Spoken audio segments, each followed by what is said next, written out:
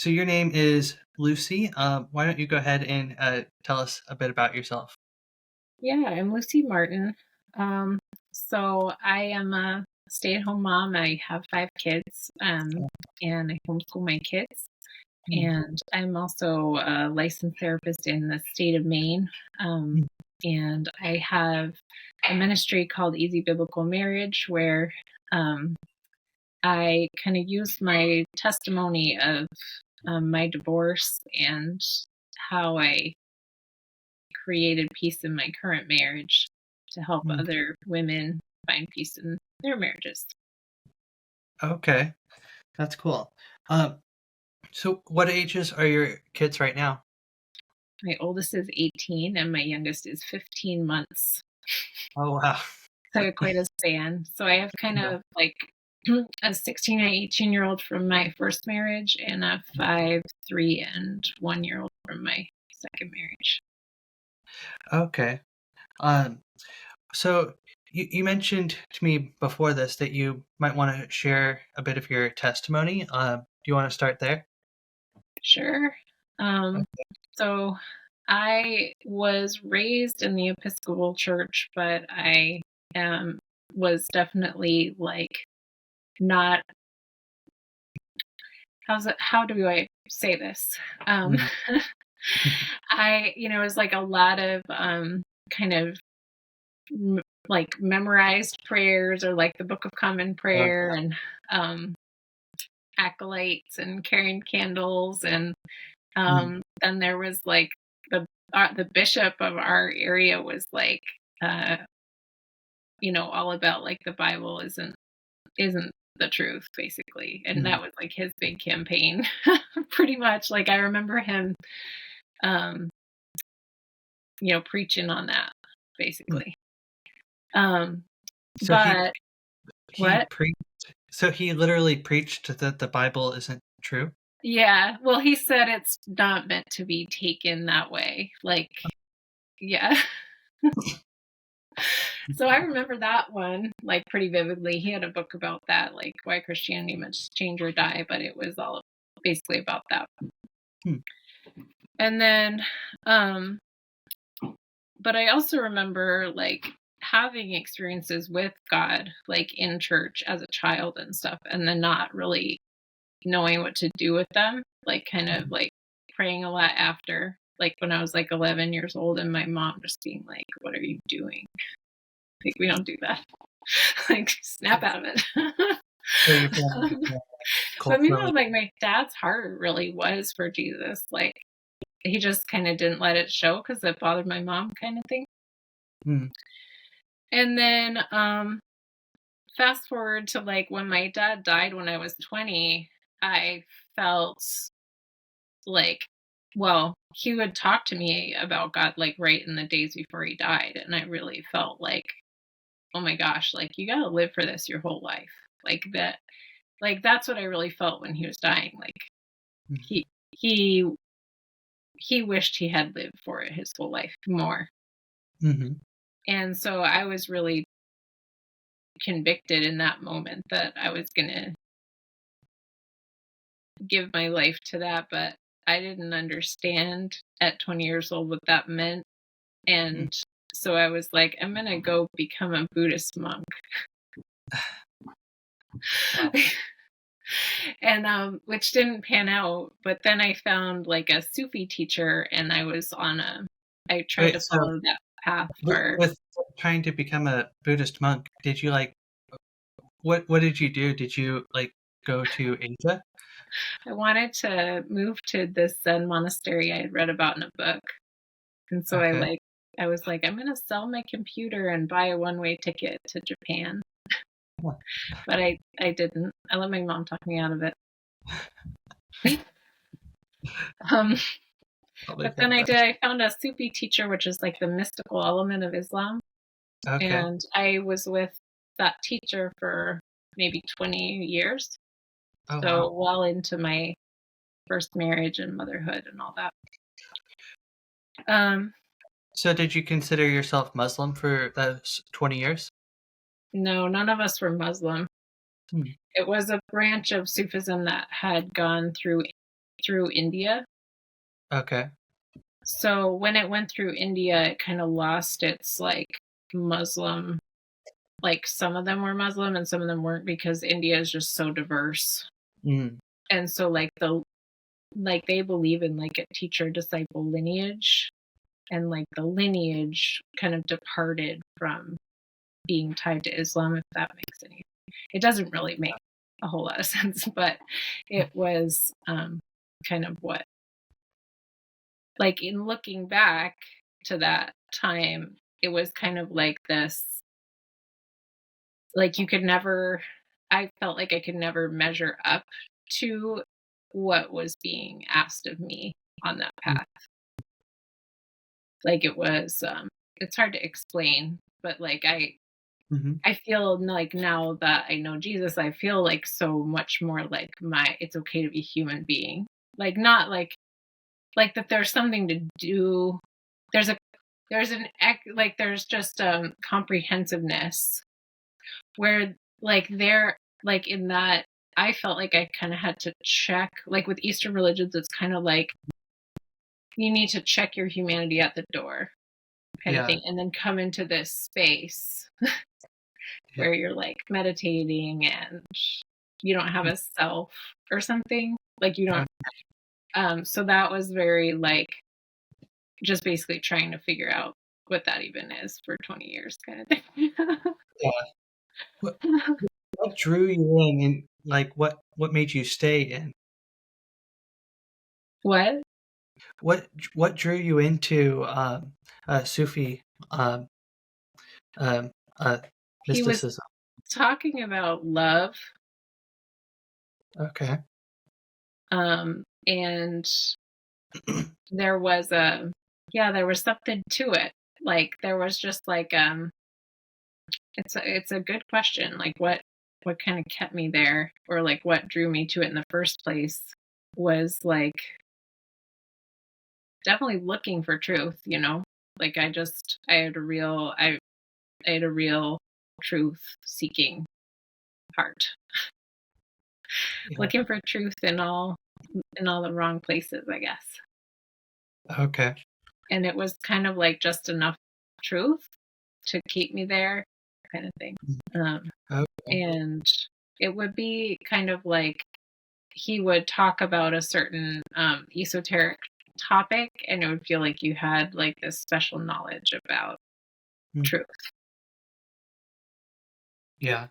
Where in like now it just doesn't feel practical though, because it doesn't, because you have to check your humanity at the door. It doesn't Mm. really work. So when so my whole first marriage was kind of characterized by my my first husband kind of always had one foot out the door for Mm. one reason or another. And there were a bunch of different things that were kind of pulling him out the door. Um, Mm.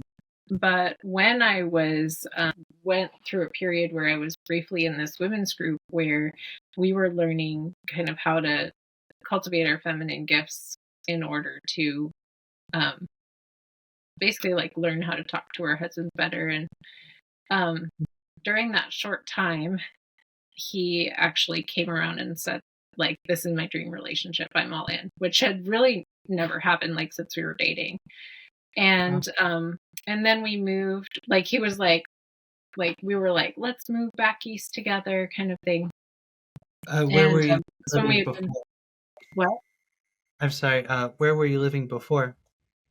we lived on the West Coast for 8 years, but we were originally from Maine. So we were really kind of moved Oh. back home.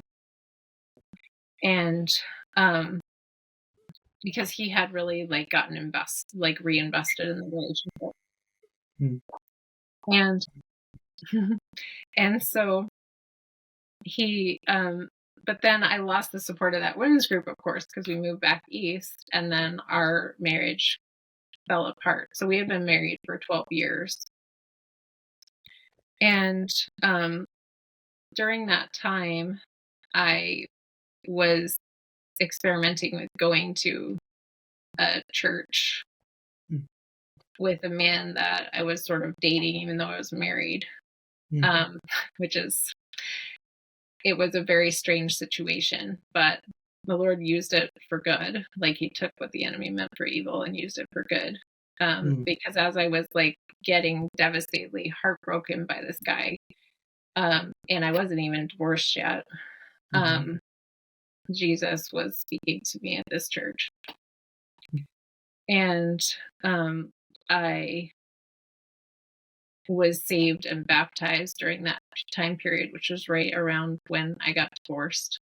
mm, So I was really saved, like out of like still the striving that I had been trying to follow the spiritual path and like feeling really pretty unsuccessful at it mm, for 20 years. Like I've been doing this for 20 years and I'm just like not getting whatever it is you're supposed to get from it, kind of, or whatever that is supposed to be, like yeah, enlightenment or whatever it is, like that's not happening.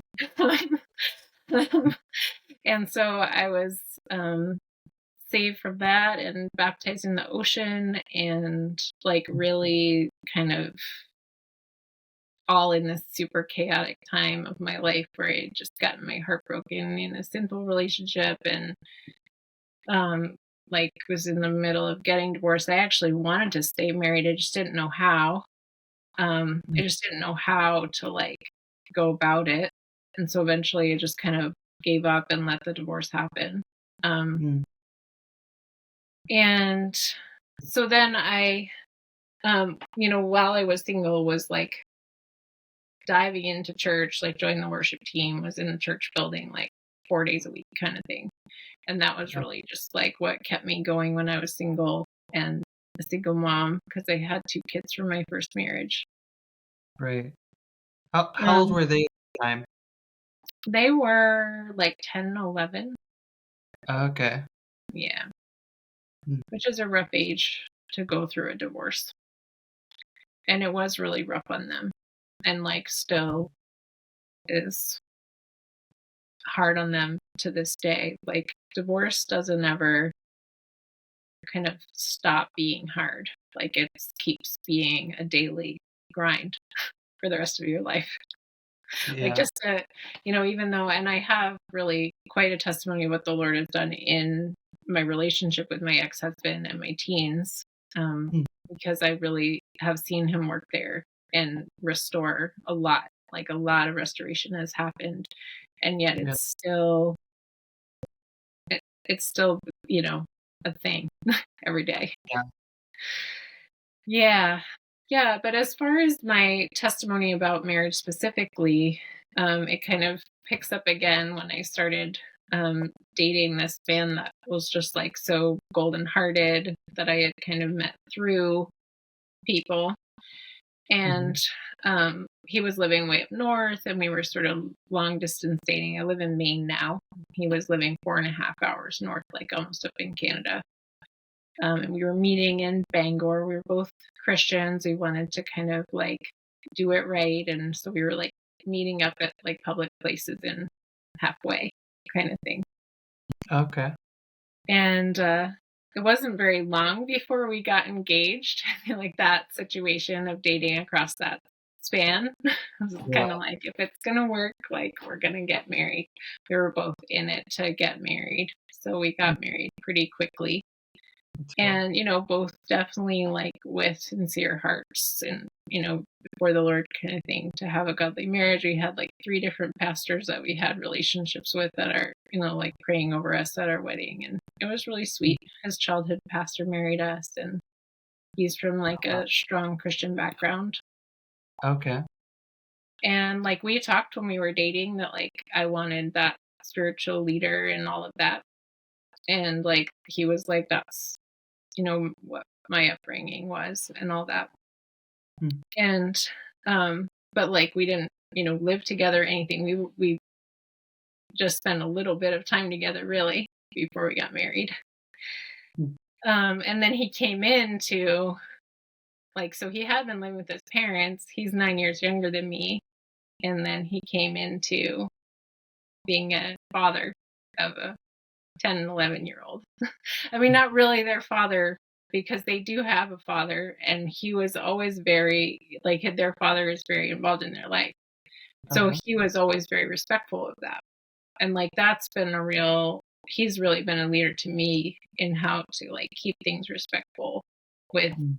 my teen's dad. That's Um cool. and he's like really shown me the way of what that looks like in this kind of a situation. And so Mhm. that's gone a long way to restore our marriage, but I'm kind of getting ahead of or restore my relationship with my ex. But I'm kind of getting ahead of myself though Yeah. because um when we first got when we first even on our honeymoon actually. So we went to Quebec for our honeymoon. So we were driving from Friendship, Maine, where we got married, to Quebec. And Mm. I start to say to him, I really think our honeymoon would be a great time for you to quit smoking. And I'm trying to control him and tell him that he should quit smoking on our honeymoon, like on our way to our honeymoon. Mm.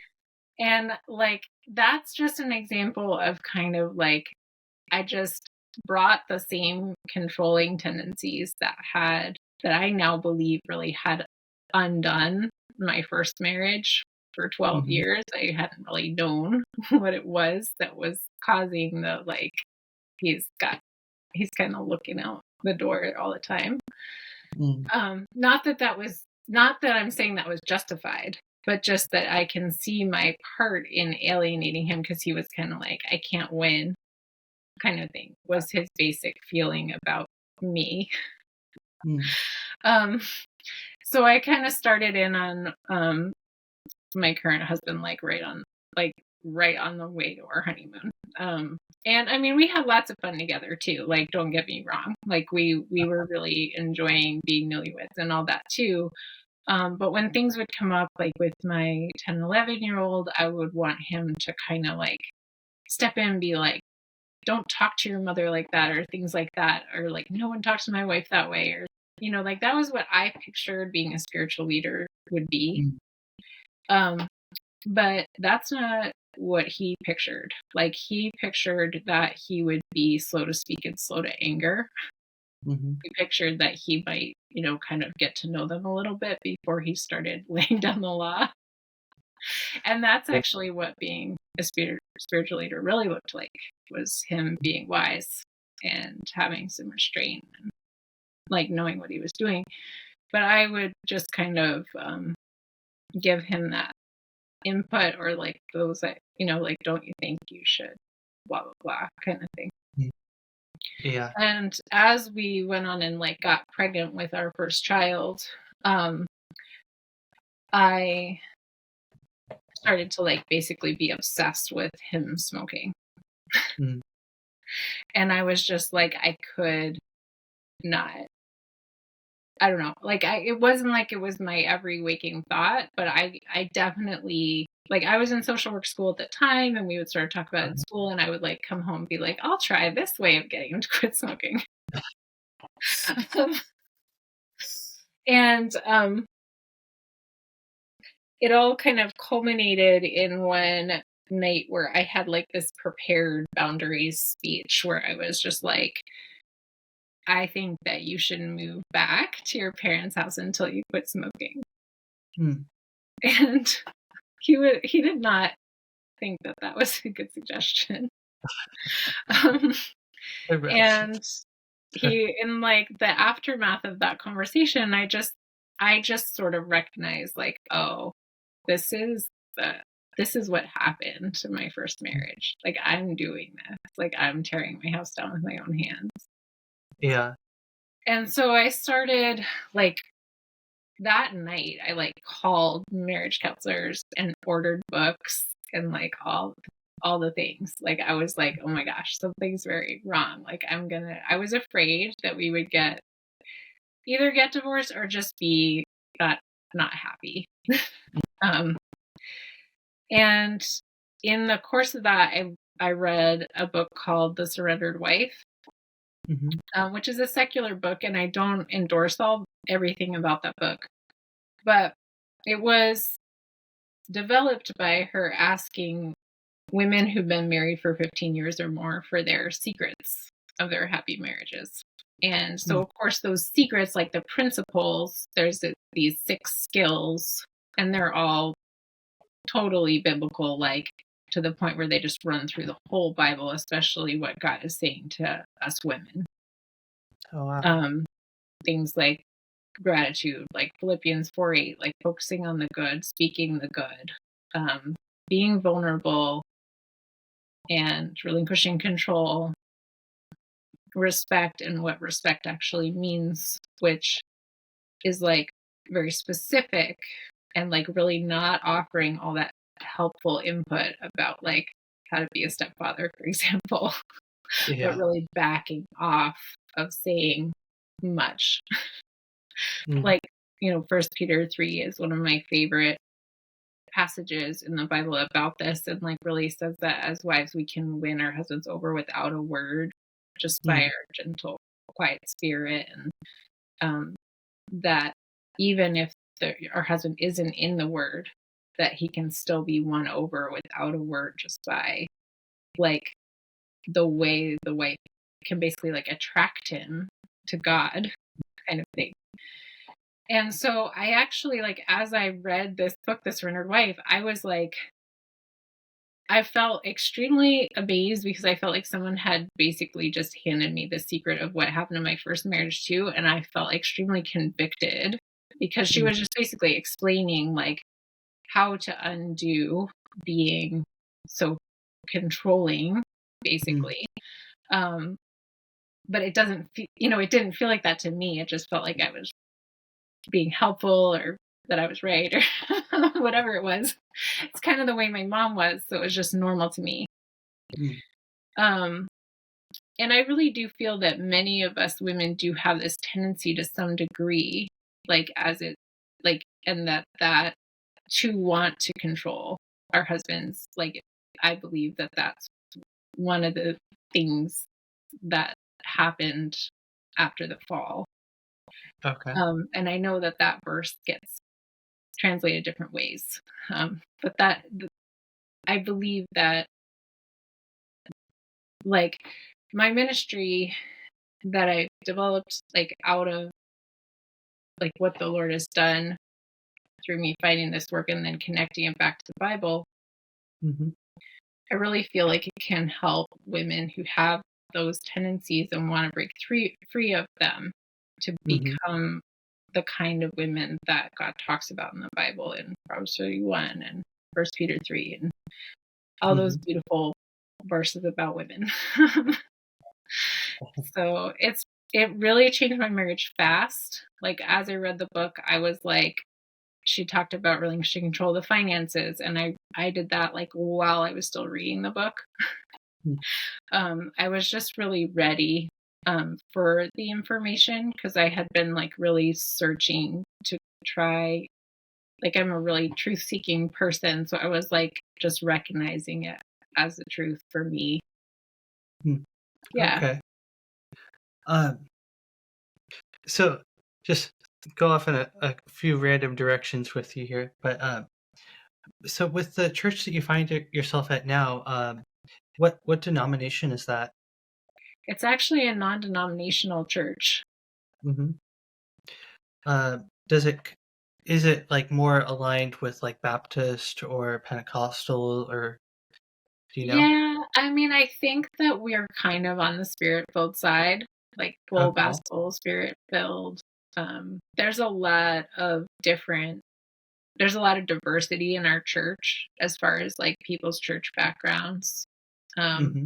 but I feel like our pastor is mostly got like an Assembly of God. Like I don't even Okay. know that much about all of the ins and outs of all of that. Honestly. Mm. I Yeah. know we were going to Baptist churches before we came to the church that we're at now. Uh-huh. And I know I was like trying to define what I had been missing ever since I left the church I got saved at, which was really more of a spirit-filled church. And that was really what I was missing. Like, I really love having that aspect. And like, I'm in the worship team. I love to worship and like, love, I we like worship really hard at our church. Yeah. Yeah. Okay. Uh, so you're so you you've used so you're now using your story and your life experience to um, create this nonprofit. Um, Before you started the nonprofit, what were you doing like work wise? Were you just being a stay at home mom, homeschooling your kids? Is that right? Well, I want to clarify that Okay. what I'm doing now is a business. Okay. So not sure if that is a surprise, but it is a business. Okay. Most of what I do is free, and then Mhm. it's basically supported by paying clients that work with me one-on-one. Sure. So it's not like technically a nonprofit to the government or whatever. Hmm. Um, Yeah. I, yeah. I I that makes sense. There's like with therapy, I'm pretty sure it can go like either way depending on Yes. the Yeah. organization. Yeah. There's kind of pros and cons to both. Um, yeah. And right before I was doing it, I was a stay-at-home mom. And I had wanted to be a stay-at-home homeschooling mom ever for 18 years, like ever since my oldest was small. And I was a stay-at-home mom when they were real small. And I had Okay. always wanted to homeschool. I had like a friend before I even had kids that I looked up to that homeschooled, and I had always wanted to. But once I became a mom of those older kids, I just felt like Mhm. I did not have the personality for it.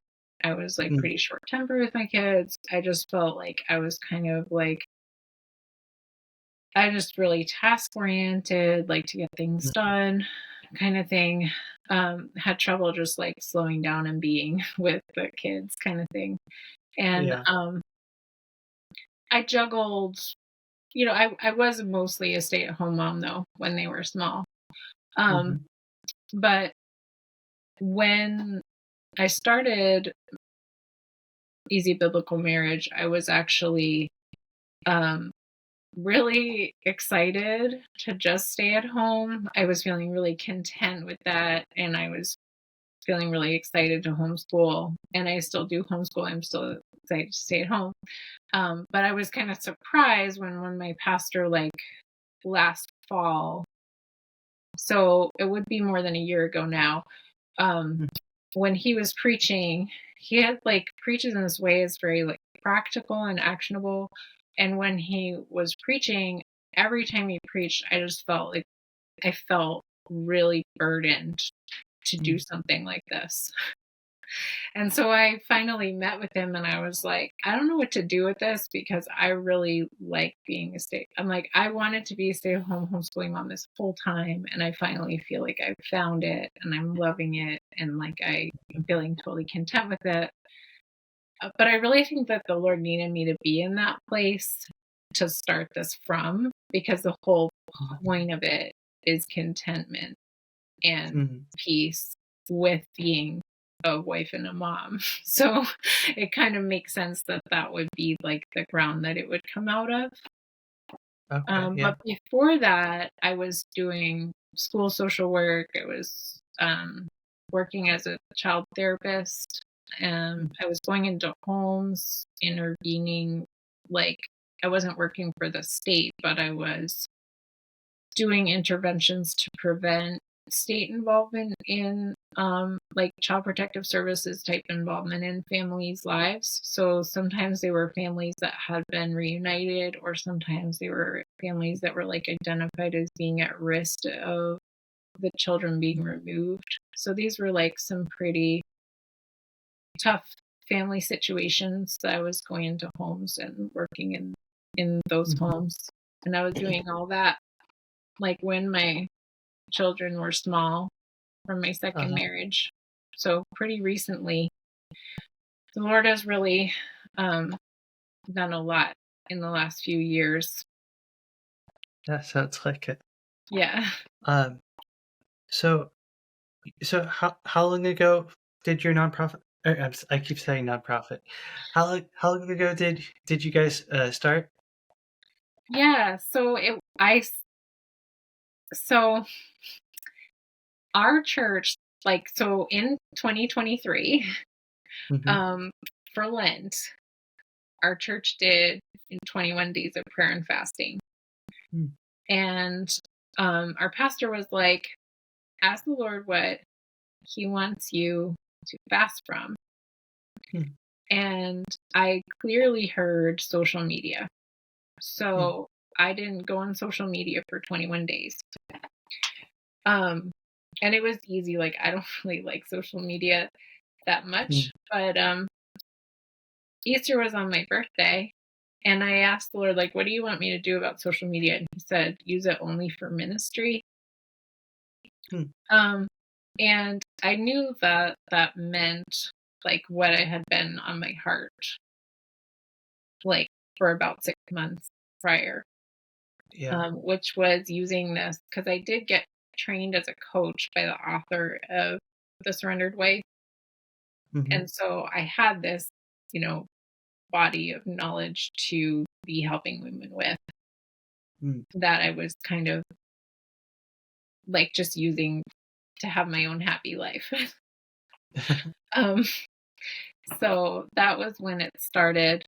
And it did, I have actually, social media has been a big part of it, because I really find that there's a lot of discontent wives on Facebook talking about their husbands and um, how they need to change and all that, and not really seeing and these are Christian groups, Mm. and they're not really seeing their part or just really how much power that they have. Because if look again and again, the Bible says that from the wife's side, we can create change in our marriages Mhm. just by showing up in our godly nature.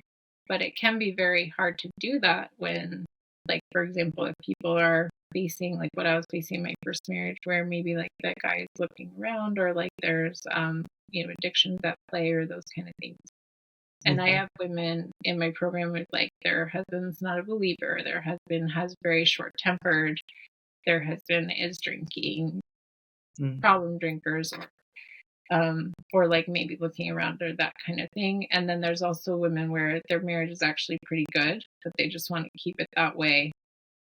And those kind of problems have actually gone away, but they want to keep it that way. Okay. So so you guys, like, started, like, 6 months ago, um, and, uh, like, how many people have you worked with, since you guys started? Well, and it's really just me. Yeah.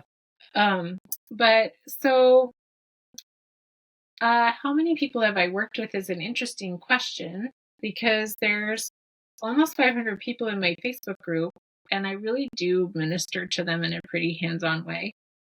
And Yeah. then I have a podcast that, like, is also speaking to people. But as Mhm. far like people reach out and say like my husband came home or whatever, and that's just from those aren't people I'm working with directly. Okay, yeah. But as far as people that I've worked with directly, it's still kind of hard to calculate, but maybe like 30. Okay, yeah. Um, yeah, somewhere in there Oh.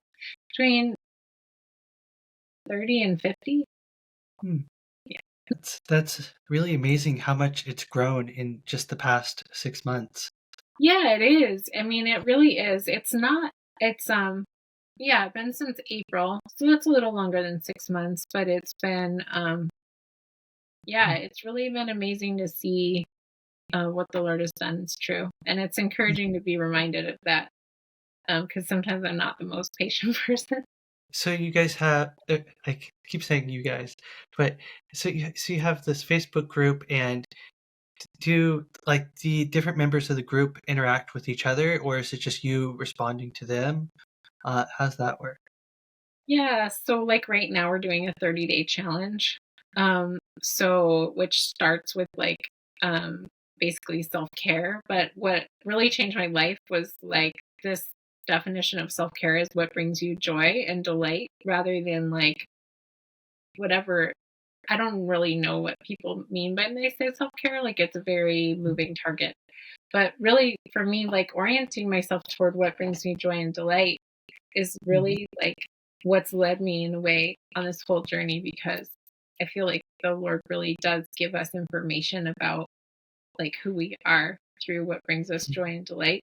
Um, so that's what we're doing for this 30-day challenge is like every day they do 3 things that bring them joy. And then on top of that, there's like another prompt, like talk to a woman that you love and like tell her that you're doing this challenge or kind of thing. Or and then we've started, it's like the first 10 days are all about her and kind of laying the foundation. And then I think today was the first day that was like something that you would normally try to control your husband about. Instead, try saying whatever you think. See Mm. what happens as an experiment. So Yeah. that's where like it breaks it down into like very specific actions. Mm. But also just today, like this is a good example. Like someone sent in, like she's like, "Can I send in an anonymous post?" And I was like, "Sure." And then her anonymous post though was like just a rant about her husband. And like her Mm. husband did, do some things that weren't great. But like I don't approve things like that, because we're not going to just like complain about like Okay. for the rest of the internet. So instead I actually spent like the whole day talking to this woman, and then actually got on a call with her toward the end of the day, Mm. kind of thing. To just talk about like basically whether she's open to trying anything on her side, or whether she's kind of too invested in the story that it's all him, if Mm. that makes sense. Yeah. Sometimes women aren't like ready to take the perspective that there might be something that they could do differently. Yeah. That's really cool. Yeah. Um, is there any questions that I should be asking that I'm not thinking of? Um, well, I mean, it's really, uh, uh, that's a good question too. I mean, like, what has surprised me the most about doing this Yeah. is a good question. Okay. Um, which has been, I guess I've been surprised both by like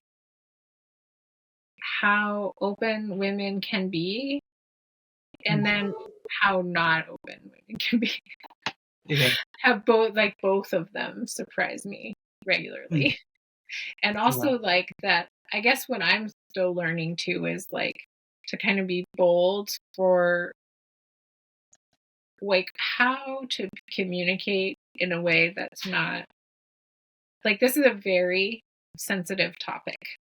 Mhm. Like it brings up, although there's a reason that the church doesn't talk about it much, Mm. which is that there's a lot of women who've had like scripture thrown in their face, these exact scriptures, um, Yeah. kind of thing, have been used, weaponized, um, and that comes up. Mhm. And like, so because of that, like women can forget that like this is all for us. Like God is for us, and like He's Mm. telling us these things about who we are for us, like to benefit us, and it actually is going to make our life better and easier.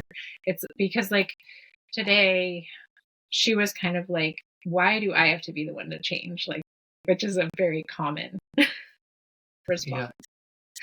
Yeah. Where it's like, but you get to change. Like you get to change. Like everybody gets to change. Like that's what this is. Like that's what like Jesus is transformational. Like God's word is transformational. Like where it take like it's, if you're in your comfort zone, you're doing it wrong. Like, Mm. and so I'm always trying to find new ways to communicate about that in ways that are going to actually reach women who are hurting, not just preach to the choir, because there is a group of women who are like already on board with everything that I'm saying. Mhm. Um, but they're not really the people I want to be talking to. Like, I want to be talking to the women who feel in despair about their marriage. But a Mm, lot of times they think that their husband is the 100% problem, if that makes mhm, sense. And so it wouldn't, like, they might just be like obsessed with trying to get them to go to counseling or go to a marriage conference or whatever. But like, if they do that, what I've seen again and again is like they come back, they're still obsessed with getting him to do the next thing. Like, because they like, and mhm, it's really they still like kind of just lack the basic understanding of how mhm, to create peace from their side and like how much mm, power they actually have to create it. And it can be really hard to. I think that's where Laura Doyle is so gifted, is that because she's been through it. Like, she was afraid she was going to get a divorce. She was the controlling wife. She thought that it was all him. mm. And now she has like an amazing happy marriage. Um, and that's like my story too. Like, I think that that's really those of us who help women unravel that like Genesis 3 knot kind of thing. If that makes Yeah. Yeah, that makes sense. Uh, do you find most of the women coming to your Facebook group and podcast to be uh, uh, from a Christian background or a non-religious background?